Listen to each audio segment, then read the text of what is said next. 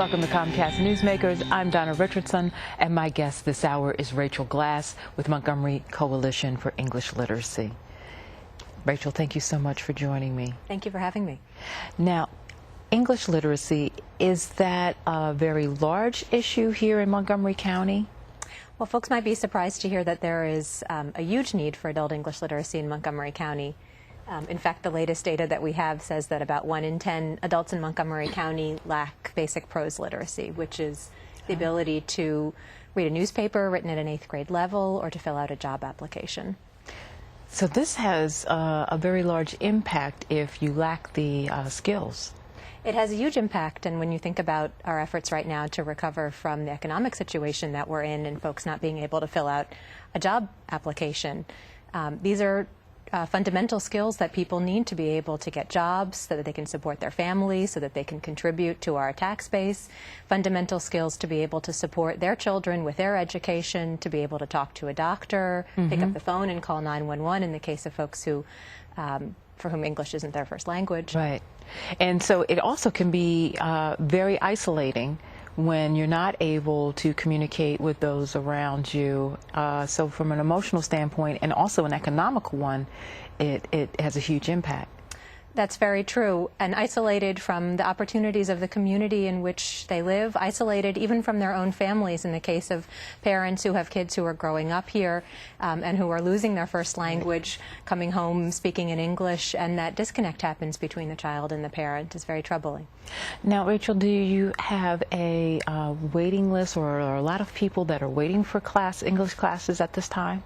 There's a huge need. Our waiting list is now over 2,000 people to take adult ESOL classes, and we've quantified that by saying it's enough to fill about 10 movie theaters. So when you think of all of those folks who want to learn English but who don't have the opportunity, it's just tremendous. So what that tells me is you definitely need an influx of volunteers to be able to help out with that. Now, if I'm a potential volunteer, are there training classes? Because maybe I have the interest but not the confidence that I'm able to help teach someone else English. That's right, and we certainly want you to be prepared if you go into a classroom. So one of the things that our organization does is support a large network of about 60 community providers, and one of the ways that we support both them and volunteers is by providing instructor training. And so there are resources available and information on our website about our program of trainings. And as you were saying, there's also 60 different providers that are providing English classes at this time? There are. They range from programs that are run out of church basements to larger social service organizations to our community college. And each of them play a really important role in making sure that individuals in the community can access services. Our challenge is that they're strapped with resources and volunteers.